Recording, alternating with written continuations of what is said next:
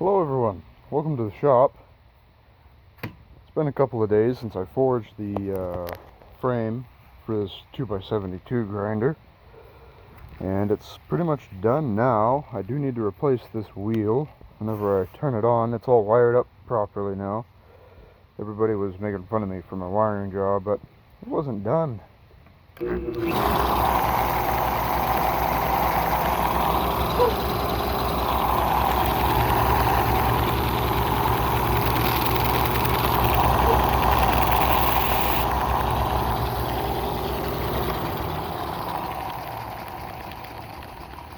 That wheel is out of round and probably out of balance.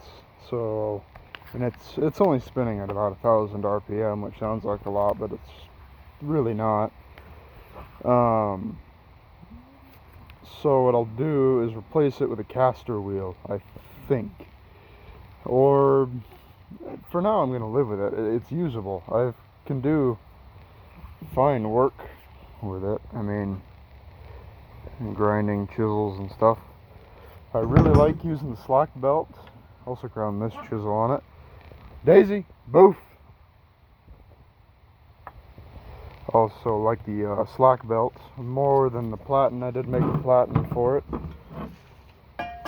It attaches on a threaded hole down there.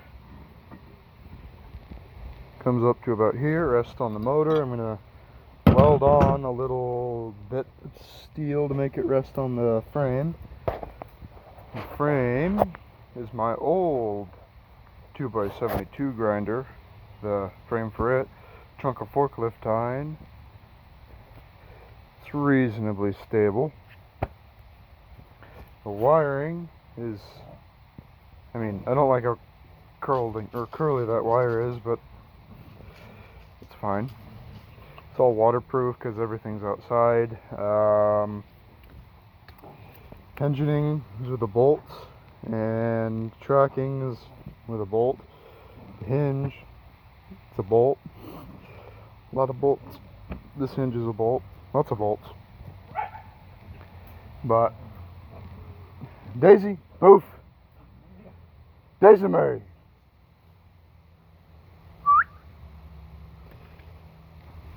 Very simple design. Very few welds. Just 1, 2, 3 welds on it. Oh, 4, I suppose. This plate here was from the previous grinder. I guess 5, 6 welds.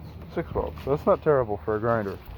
And just 1 bolt, 2, 3 bolts that really hold it together, and a couple used in a way they're not really supposed to be used. Incredibly simple compared to most 2x72s.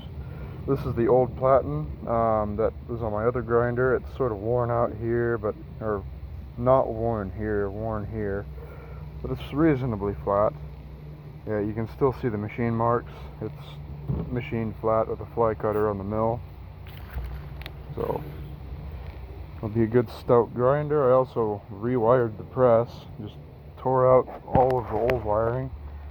Now has a switch. This guy here, it's held out of the way of the slides. This moves up and down, and I don't want those bolts to catch the wire. It goes up there, moves around, down to the motor. I have a right angle connector on the motor, which is too small, but I also have a pull-out connector on the inside, so you can't pull it out.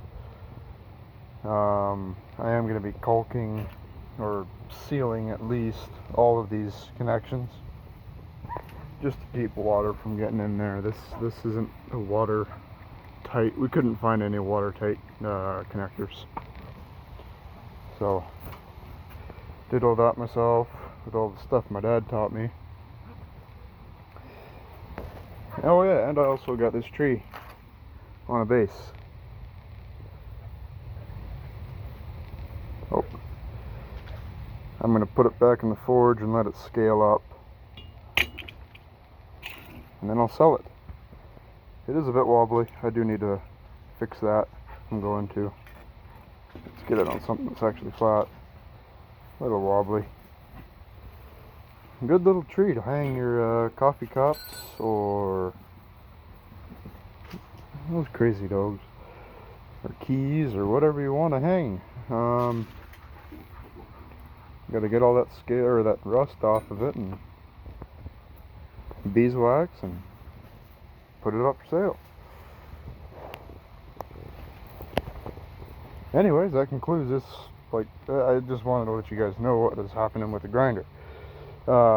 Just show what was on my mind whenever I started this crazy thing.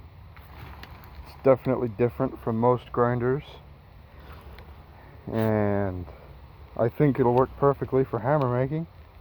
You don't really want super sharp or flat edges on a hammer, so I think it'll be great for that. For tool making too, because you don't want an appleseed edge is much stronger than a straight flat grind. You got more meat. They stay sharper.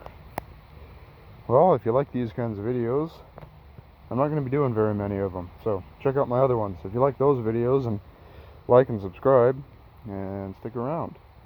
I'm definitely going to be doing more. I have so many more tools. Like this grinder, I got this whole thing of, that's a salt bath. Not a salt bath, brine, water and salt. And this big old forge, freaking big press. I have way more propane capacity. All these tools, this nice table. I mean, even have a kitchen in here.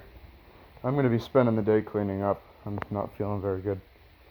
Parts washer with all those tools that I got to put away. The K&T, which has a new sign.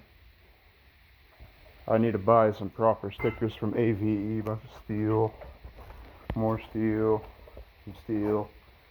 5-inch round. I got the lathe in here. Got all those tools. Bunch of hydraulic parts. Fire brick galore.